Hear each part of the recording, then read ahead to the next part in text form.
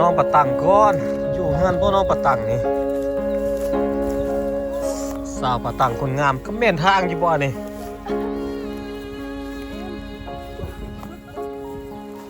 ฮันเด้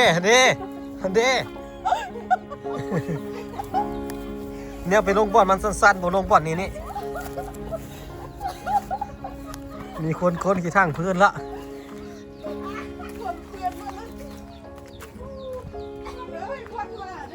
เปื้อนนั่นแหละคนเปื้อนได้ฮะเจ็บแอวพอเจ็บก้นไม่พอมีพักนะ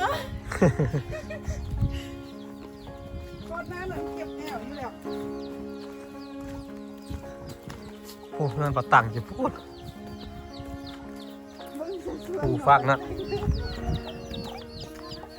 เขาลูกนั้นจนน่าเสียบอยู่อ่ะ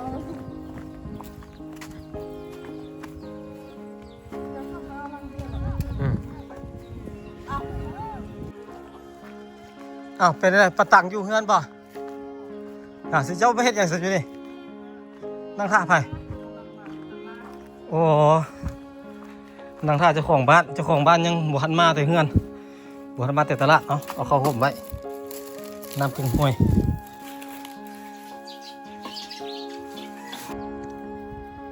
บ้านเมืองเฮือนซานก็สิมีแต่เป็ดแต่ไก่นะพี่น้องเนาะหมูหมากาไก่คนบ่ค่อยอยู่อันนี้ก็เป็นเฮือนน้องปะติ๊งบ่อยู่บ่ฮู้ว่าน้องอยู่หรือบ่จักไปใส่เมื่อเด็กน้อย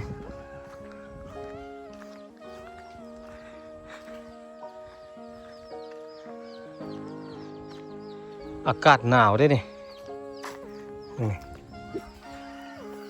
นั่งฟิงไฟดังไฟฟิงยามมื้อเช้าโอ้ยหนาวน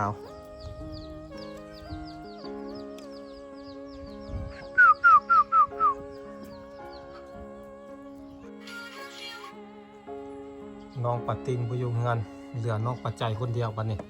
เป็นสาวแล้วปีนี้เจ้าน่ะม.2 หรือม.3 ม.3 มาเด้เป็นสาวแล้วดิง่ายขึ้นมาผังงามเอาไปมางามก็ปะติงอีกนี่ สีงามก็ปะติงอีกเป็นน้องคนที่สองน้องปะติงบ่อยู่แล้วน้องปะติงไปเฮ็ดเวียกอยู่อันบ่อแก้วแล้วอยู่อุดมไซมั้งเนาะอยู่แถวนี้แหละเนาะบ่มาเลยแต่บ่ได้ติดต่อหาเจ้าอยู่ปะติดต่อเนี่ยติดต่ออยู่เนาะเราว่าเราสิมาอยู่ปะมาสิมาอยู่แต่ว่ายังบ่ฮอตยังบ่ฮู้มือเนาะบ่ฮู้มือได้สิมาอันนี้เป็นน้องปัจจัยแล้วก็ต่อไปก็เป็นน้องเก่าเล่าแล้วต่อไปจึงเป็นก้องแม่นบ่ย่างก่อนเนาะเท้าย่างแล้วจังเท้าก้องไปใส่เมื่อเด็กน้อยน้องเจ้าหะไปลิ้นพ่อแม่กับบ่อยู่เนาะสิ่งที่เจ้ายังพอได้ขายป่ะยังพอได้ลุกกดเนาะงามอยู่บ่ขิงไอ้ไปตอนนั้นไอ้เห็นบักงามขิงเจ้าน่ะไอ้ก็ยังแนมเบิ่งอยู่เห็นคุมงามบ่ได้ไปให้บ่ช่วงนี้บ่ได้ไปเพราะว่าบ่ได้เฮ็ดปีนี้บ่ได้เฮ็ดมักเดือยบ่ปีนี้บ่ได้เฮ็ดเนาะเฮ็ดน้อยนึงตัดหมดหรือยังหมดแล้วตัดหมดแล้วเหลือแต่ขิงบัดนี้เนาะมีแต่ท่าก้นขิงอย่างเดียวบัดนี้ถ้าเบิ่งว่าชาวขิงเป็นราคาให้เข้าบ่เฮ็ดเข้าเนาะเข้าก็เฮ็ดโอ้โหเข้าจนสิมีบ่อนไว้แล้วมึงเข้าอยู่ในเฮือนบักหลายๆเข้าอยู่ในเฮือนมีจักกระสอบน่ะน้องปัจจัยมีจักมีเท่าไหร่ก็80ปลายโอ้โหปีหน้าบ่ต้องเฮ็ดก็ได้ปีหน้าเนาะเข้า80ปลายเป่าเลยเด้รวมทั้งเข้าเก้าเข้าไม่นำบ่80ปลายเป่าเนาะโอ้กูทางกิน2 ปีก็กินบ่หมดปีหน้านี่บ่ต้องเฮ็ดแล้วก็ได้เปลี่ยนเข้านี่มีแต่เฮ็ดอันมักเดือยเฮ็ดอันขิงเอาก็พอแล้วมื้อนี้บ่ได้ไปโรงเรียนเนาะมื้อนี้เนาะมื้อนี้เป็นมื้อพักอ้ายไปส่งงานในกิ้งไปโรงเรียนมาคิดไป ไปคิดมาแล้วคือบ่มีนังเฮียนมาคิดไปคิดมาแท้ๆแล้วเป็นวันที่อันเป็นวันซาดเนาะมื้อนี้ได้เข้าบ่มื้อนี่ เขา มื้อเข้าปกติน้องปัสซี่บ่อยู่เฮือนแต่ไปให้เนาะมึงส่งเนาะตัดบักเดือยผู้ใดก็ได้ช่วงนี้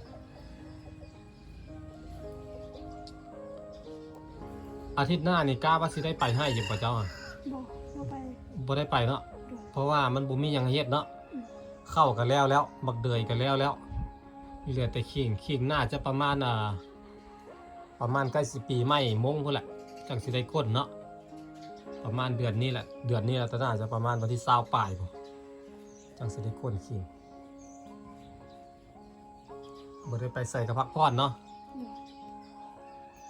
จักปีแล้วน้องปัจจัย 13 13 ปีซ้ำปะติ้งปีซ้ำกับปะติ้งตอนที่อ้ายมาหาทบิษนะ ดู ตอนที่อ้ายมาหาปะติ้งสบิษเจอกันปะติ้งตอนทบิษนะตอนเจอที่เจ้าอยู่ให้ปะติ้งกัน13 ปีตอนนั้นก็เลยยังน้อยอยู่แต่ว่าปะติ้งตัวเตี้ยเนาะ อืม ตัวน้อยตัวเตี้ยเจ้าสูงกว่าน้องปัจจัยนี่สูงกว่าปะติ้งแต่ว่าหน้าตาคล้ายๆกันแต่ว่าปะติ้งสิเป็นคนหน้ามนไปทางพ่อน้องปัจจัยนี่มาทางแม่กันเลยอย่างหน้าเรียวกว่าคมกว่าสูงกว่าไม่ได้เจอกันโดดละ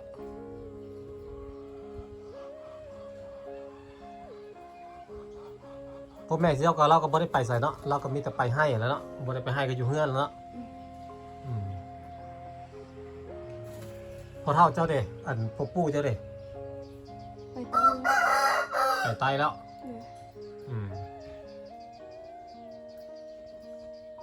สบายดีเนาะเรากันเนาะ สบายดี สบายดี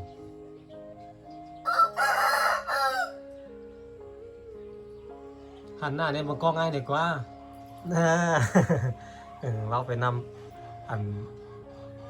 น้องยังอายกล้องอยู่ที่จริงแล้วไม่ได้อายหรอกแต่ว่าเคยเจอเพื่อนเนาะเพราะว่าเคยเจอกันหลายเทื่อแล้วรู้จักกันมาโดนแล้วเนาะบางคนกับน้องรู้จักกันมาได้2 ปีปลาย3 ปีแล้วเนาะรู้จักกันตั้งแต่เจ้าตัวยังน้อยๆพุ่นเนาะ อืม ตั้งแต่เจ้าซ้ำน้องสาวน้องสาวเจ้าแหละตอนนั้นเจ้ายังน้อยๆอยู่ตอนเจ้าเฮียนอยู่ป .5 ไอ้หูจักแล้วเนาะจนเฮียนอยู่ม .1 ม .2 ปีนี้มาม .3 ปีแล้วได้หูจักกันแล้วเห็นตั้งแต่ยังน้อยจนเป็นสาวแล้วสุดมงยกกับมีบ่ อืม มีเนาะปีใหม่มงปีนี้สิไปเล่นใส่ โมโหแหละ บ่ บ้าน ได้ เต้ เล่นอยู่บ้านนี้ เลย บ่ได้นัดกับผู้บ่าวแต่ พ่อ ลมผู้บ่าวบ้านใดเดี๋ยวนี้ฮะ บ่มี บ่มี อาจจะมีแหละคนคุยฮะแต่ว่าเป็นแฟนกันยังบ่มีเนาะคุยกันไปก่อนลงกันไปก่อนถ้ามีผู้บ่าวมาล่มมาเลาะมาเล่นน้ำนี่ก็เล่นน้ำเนาะ บ่ลิ้น บ่เล่น เลย เป็นอย่างคือบ่เล่นน้ำสมมติเขามาเล่นน้ บ่โหแหละบ่กล้า ำบ่กะยังน้อยอยู่เนาะ เลย ยังก็อายอยู่เนาะอายแม่ได้อายพ่อได้จะแม่สิบอกแล้วโอ้ปัจจัยปีนี้มีผู้บ่าวแล้วเพราะว่าเนาะ อืม อายพ่ออายแม่เพราะยังน้อยอยู่ยังบ่กล้าล้มผู้บ่าวคันคุยกันอยู่อันเดินยนต์มาคอทันล้มอยู่เนาะแต่ให้เขาพาเขามาเฮือนนี่บ่กล้าพามาดอกเนาะ อายพ่อแม่เจอพ่อแม่สิเว้ายอกเนาะ อืม ยังน้อยอยู่ยังบ่เคยมีแฟนใส่สุดมุกบ้านผาสร้างเขาก็จัดได้เจ้าก็ขับรถจักรเป็นแล้วบ่ บ่ เจ้าคือบ่เฮียนครับ บ่โหแหละว่าสิเนี่ยน้องชายว่าเฮียนครับให้มันเป็นแล้วก็ไปเล่นผาสร้างเลย อืม ปีนั้นไอเห็นไผก็ไป มีน้องเสียแล้วก็น้องอีกคนหนึงฮะเฮียนอยู่ฝากนั้นน้องเป็นเฮียนอยู่ม .1 หรือม .2 นี่ล่ะน้องก็นะเฮียนอยู่ฝากพุ่นน่ะฝากเฮียนนั่นน้องเสียไปพุ่นน่ะเราซื้อหยังวะไอ้ก็ลืมละ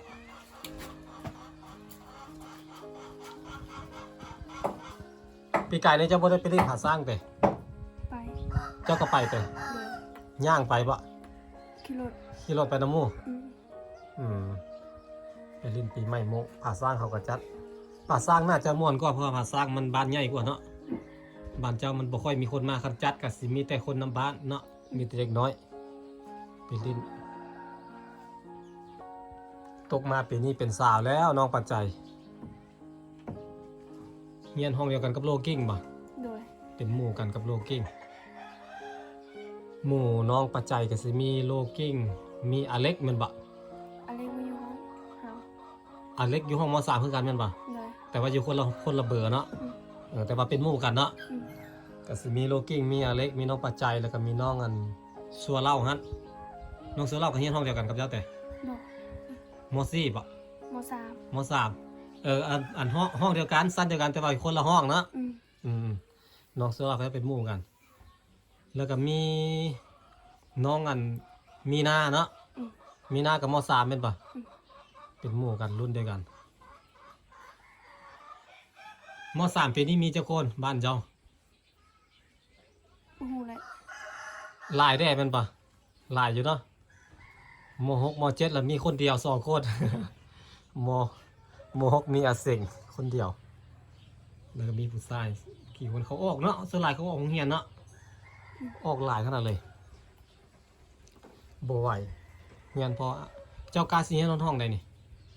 โอ้โหเลย เรียนไปเรื่อยๆเนาะยังบ่รู้ว่าสิอยู่ฮอดห้องใดเนาะเรียนไปก่อนเรียนไปเรื่อยๆ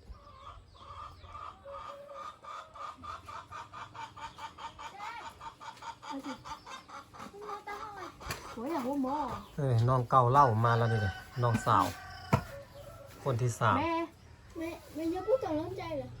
แกไปตากูต้องได้ เจ้าไปใส่มา ก็ไป เดเว้าลาวเก่งแล้วเดเว้าลาวเป็นแล้วเดไปเล่นมาบะ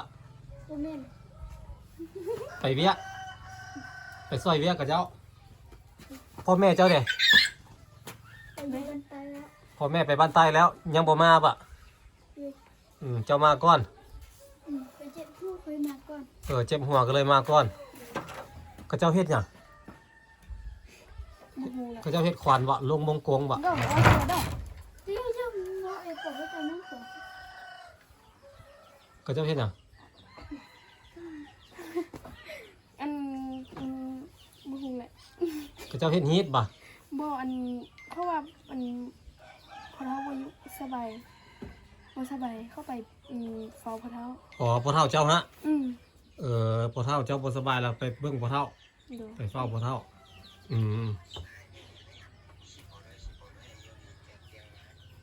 น้องสาว3 คนบ้านนี้มีแต่คนหน้าตาคมได้หน้าคมดังโมดังคมน้องถ้าเบิ่งน้องมือน้องอันแต่งหน้าแต่งตางามๆใส่สุดมงงามขนาดเลยน้องปัจจัยนี่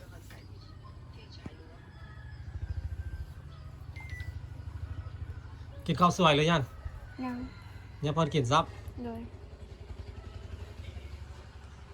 บอนเด็ดกินเนาะเป็นไงหลังจากที่อันปัดติ้งอันออกจากเงินแล้วเจ้าก็เฮ็ดเวียกหลายขึ้นแม่นบ่ nên เพราะว่านึ่งข้าวหุงข้าวต้มข้าวกับแม่นเจ้าเนาะ Rồi. เฮ็ดเวียกก็ได้เฮ็ดส่วนกับแม่นเฮ็ดเจ้าเฮ็ดหลายขึ้นเพราะว่าปัดติ้งบ่อยู่สมัยก่อนสิเป็นปัดติ้งพอถ้าเกิดว่ามื้อใดมื้อหนึงอันเจ้าบ่อยู่เจ้าไปเอาผัวแล้วก็น้องสาวเจ้าเป็นคนเฮ็ดหลายขึ้นบัดนี้เนาะ Ừ. ส่วนหลายสิเป็นอันนั้นผู้ชายเจ้าบ่ค่อยเฮ็ดผู้ชายก็ยังน้อยเด้คนวงก็จะสิให้อันผู้หญิงครับคนเฮ็ดเวียกเฮ็ดข้าวเฮ็ดสุเฮ็ดข้าวเฮ็ดน้ำ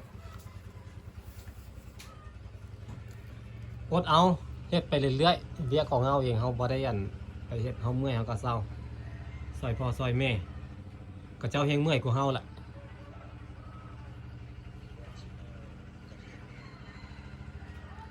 อากาศหนาวอยู่บ่อยู่พี่ตอนเช้า No. หนาวเนาะ มีหมอกคู่มือเลยเนาะ Ừ. ยามนี้เนาะ ขนาดอยู่บ้านไอ้ายก็ยังหนาว อยู่ห้วยแกงแห้งหนาวแล้วมีแต่ผู้แต่ผ่าฝั่งนั้นก็ผ่าเสือฝั่งนี้ก็ผ่าซากอัดหูไว้เลย ผ่าสร้างกับผ่าเสือพี่น้องเลย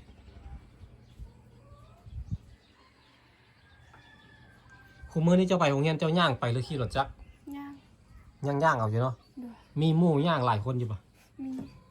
หลายคนอยู่ตำบ้านเนาะ Rồi. น้องมาลีก็ย่าง น้องมีนาก็ย่าง Ừ.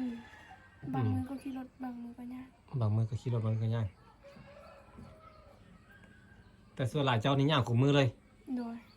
เอาข้าวสวยไปกินอยู่พุ่นแม่นปะ Mẹ. เตรียมเข้าไปแต่พี่เราไปกินอยู่พุ่นตอนสวยเราไ่ได้มาเนาะ ขั้นตอนสวยขั้นมาตอนสวยเมื่อไหร่ล่ะแสดงว่าตอนแรกเมื่อนั้นเราบ่ไปแล้วเนาะ เพราะว่ามันไก่เนาะย่างตากแดดแด้สลายจะเอาเข้าไปกินลองห่อเข้าไปแต่พี่เราก็กินแล้วก็ตอนแรกก็มาตกมาปีนี้น้องก็เว้าลาวเก่งขึ้นเพราะว่าเฮียนสูงขึ้นน้องอันเก่าเล่าหันกับเฮียนก็เว้าเก่งขึ้นตาต่างมาละรู้จักความขึ้นเว้าลาวได้หลายมาตอนมาปีทำเด็ดหันเว้าลาวยังบ่เข้าใจปานใดเนาะยังบ่ค่อยเข้าใจปานใดมีแต่ปัดติ้งที่เข้าใจเด้คิดฮอดปัดติ้งเนาะเบิ่งน้องคนนี้นี่บักสูงๆนี่ใหญ่แล้วเนาะโอ้มีแต่คนสูงๆเพราะว่าเขาเจ้าสูงเด้ได้ทางแม่เลยพ่อเราบ่ค่อยสูงมาได้ทางแม่ก็เลยสูงเป็นผู้สาวเด้เขาได้ทางแม่ละสิหน้าผู้ยิง2คนได้แม่ผู้กกหันน้องปัดติ้งหันได้พ่อหน้ามนๆแต่เขาเจ้า2คนนี้หน้าเรียวๆหน้าคมๆคือแม่พี่งามคือแม่คือพ่อก็งามเป็นคนละแบบ này người ta đưa có không tuổi mấy chị chạy đấy rồi ê cái này mấy เราให้ซีแอดเฟซหาเด้อเฟซของไอ้ไลน์สิเอาให้เบิ่ง เดี๋ยว ครับไอ้เป็นเพื่อนเลย เดี๋ยว แล้วไอ้ซีแซดหา để tao đưa lần cho ก็ฝุ่นแล้ว tinh ก็ก่อนแล้วหรอ chị mà thằng ก็จะเป็นคนขาวนะพี่น้องนะคนผิวขาว ผมด้อนอายุ13 ปีแล้วผมยังบ่ดำเลยพูดแหละประมาณ15 ปีเพราะละผมจังสิเป็นสีดำเนาะคันยังให้ดำไว้กับย่อมเอาเนาะ ย่อมให้มันดำเพราะว่าคนมงกับเจ้าสิมียีนเป็นยีนของกับเจ้าผมด้อนผมทองกูคนตอนอย่างน้อยเลยประมาณ10 ปลายปีจังสิเริ่มผมดำขนาดน้องปะตังกันยังได้ย่อมเอาย่อมให้มันดำโอเคไอ้ไปก่อนเด้อเฮ็ดอยู่กินปั่นน้องกินได้ฮะเราเจ็บหัวหายาให้เรากินได้ไปเงินน้องปะตังก่อนปะตังมากเลยยังเนาะปะตังบ่เพิ่นบ่ฮู้ว่าบ่ฮู้ว่าน้องอยู่เฮือนถ้าฮู้ว่าน้องอยู่เฮือนเพิ่นน่าจะเอาของมาฝากน้องเด้ก็ฮักแพงกันกับเราล่ะพี่น้องรู้จักกันมาตั้งแต่โดนๆละได้3 ปีแล้วกับน้องๆนี่ก็มีความผูกพันกันแบบไอ้น้องนั่นแหละบ่เพิ่นกันเลยกับพ่อแม่เขาเจ้าก็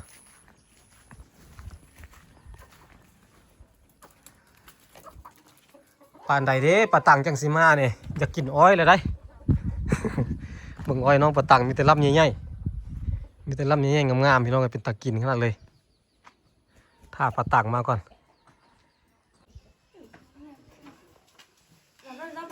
อันนี้ไปหรือยังนี่หรือยังเพิ่นไปยังเพิ่นไปซ้ำ ไปใส่ น้องปะตังสิเอาเข้าไปส่งพ่อท่าอยู่ห้วยทุก ทางนี้วางเพื่อนเที่ยวแล้วทางนั้นยังบ่แล้วทางนี้วางเพื่อนเที่ยวทางนั้นยังบ่แล้วเวียกเลยโอ้ไปบ่ kim tháo rồi đời ไป เมื่อกินแล้วก็สิเมื่อปะแล้วนี่ฮะคำหน้าบ่เฮ็ดแล้วจะเครียดให้พวกอ้ายเด้อ phải thôi đó เมื่อ บ่ไปที่ท่ากินออยเจ้าอยู่ เพิ่นบ่อยากให้เมื่อเพิ่นอยากให้อยู่ท่าเพิ่นก่อนเติมน้ำก้อนให้อ้ายได้ฮะ ไปเร็วเราไปอยากไปบรรยากาศตอนเช้าน่ะตอน กลับไปช่วงนี้แล้วอากาศมันหนาวเนี่ยอากาศเย็นนี่คักนะไปก่อกองไฟแล้วปิ้ง มีหม้อ หาปิ้งนั่งปิ้งหยังกินอยู่เทิงบ่ ก็ไปตอนแรกนี่แหละ เอาหม้อไปต้มข้าวเปียกเนาะ เอาหม้อไปต้มข้าวเปียกน้ำเด้ ตัวข้าวเปียกเหรอ ตั้งแคมป์อยู่เทิง คุยฟังบ่อยากไปป้าหันอันเดียวน้ำมันบ่พอใส่มันยากน้ำล่ะ บ่ยากว่าคันรถจักรฮอดน่ะค่อยลงมาเอาก็ได้ว่ะน้ำน่ะ เจ้าสิร้อนตักน้ำขึ้นไปพอตะก้อยอาบติ ก็บ่แลก็บ่อาบน้ำแล้วมื้อนั้นเฮาก็บ่อาบแหละซักแห้งเลยแหละอาบซะก็จังไปแหละอาบไปแต่เฮือนนี่แหละ